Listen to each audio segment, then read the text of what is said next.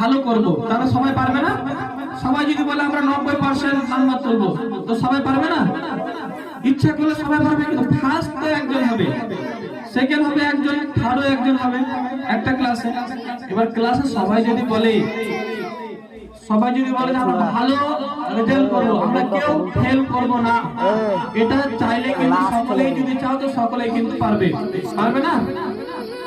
তোমরা বলো পারবে না? পারবে না? পারবে। এবারে 2025-এ যারা ফার্স্ট সেকেন্ড থার্ড হচ্ছে তাদের নাম আমরা ঘোষণা করব। এরপরে যারা ফার্স্ট সেকেন্ড থার্ড হতে পারেনি তারা আগামী 26-এ চেষ্টা করবে এবার যে ছেলে মেয়েটা ফার্স্ট হয়েছে ওর ফার্স্টটা আমাকে ছিনে নিতে হবে। এইভাবে জেদ দিয়ে পড়াশোনা করতে হবে, নিজের মধ্যে জেদ রাখতে হবে, কম্পিটিশন রাখতে হবে সব সময়। যে ছেলে বা মেয়েটা ফার্স্ট হয়েছে তার সাথে আমাকে কম্পিটিশন করতে হবে, আমাকে ক্লাসের মধ্যে ফার্স্ট হতে হবে, সবার মধ্যে এই জেদ রাখতে হবে। তাহলে কি হবে? সকলে ভালো হয়ে যাবে। এবার ভালো ফল করার কয়েকটি, তোমাদেরকে কিভাবে ভালো ফল করবে তার কয়েকটি কারণ বলে দিচ্ছি, মানে কিভাবে পড়বে তাহলে ভালো ফল হবে।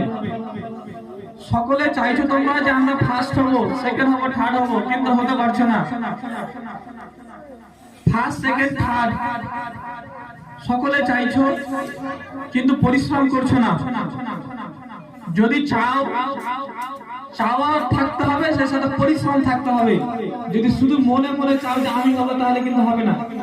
তোমরা চাইবে যে আমরা ফার্স্ট সেকেন্ড থার্ড হবো, কিন্তু তোমাদের মধ্যে জেদ থাকতে হবে, পড়াশোনাও করতে হবে, তাহলেই হতে পারবে। যদি এমনি মুখে বলো যে আমি হব, তাহলে কিন্তু হতে পারবে না।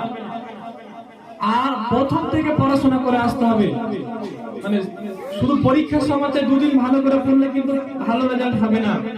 প্রথম থেকে একেবারে ক্লাস শুরু থেকে নিয়ে ক্লাস যখন থেকে শুরু হবে তখন থেকে পড়াশোনা করে আসতে হবে, তাহলে তোমরা ভালো ফল করতে পারবে। আর যদি বলো যে পরীক্ষার সময় একটু বেশি বেশি করে পড়বো, পরীক্ষার সময় শুধু কোয়েশ্চেন গুলো পড়বো, যেগুলো পড়বে সেরকম প্রশ্নগুলো পড়বো, এইরকম ভাবে যদি এগো, তাহলে কিন্তু ভালো ফল তোমরা পাবে না।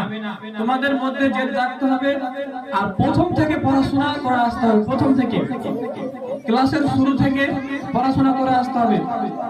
আর প্রত্যেকদিন বাড়িতে দুবার করে, প্রত্যেকদিন বাড়িতে দুবার পড়তে বসা অভ্যাস করতে হবে। প্রতিদিন বাড়িতে দুবার পড়ার অভ্যাস করতে হবে। স্কুলের পড়া কোনো সময় জমিয়ে রাখবে না। কোনো পড়া যদি জমিয়ে রাখো, তাহলে কিন্তু পরীক্ষার সময় দেখবে যে অনেক প্রশ্ন, সবগুলো তো মুখস্থ করা যাবে না, কিন্তু প্রথম থেকে যদি করে আসো, তাহলে কিন্তু পরীক্ষার সময় তার চাপটা থাকবে না। স্বাভাবিক যেমন ক্লাসে পড়াশোনা করে এসেছো, ওইভাবে পড়লেই দেখবে যে তোমাদের রেজাল্টটা ভালো হয়ে যাচ্ছে, তখন দেখবে রেজাল্টটা ভালো হচ্ছে। আর তোমরা যদি গ্যাপ দিয়ে ক্লাসে ভালো করে পড়াশোনা করে আসনি, ভাবো যে পরীক্ষার সময় খুব ভালো করে পড়বো, ভালো রেজাল্ট করবো, তাহলে কিন্তু ভালো ফল পাবে না।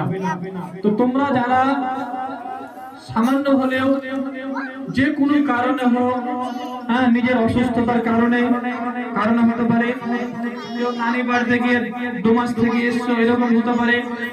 এই বিভিন্ন কারণে যদি রেজাল্ট এবছর খারাপ হয়, তাহলে তোমাদের মন খারাপ করলে চলবে না। তোমরা নিজেদের মধ্যে জেদ রাখো যে আমরা আগামীতে অর্থাৎ 2026-এ ভালো ফল করব।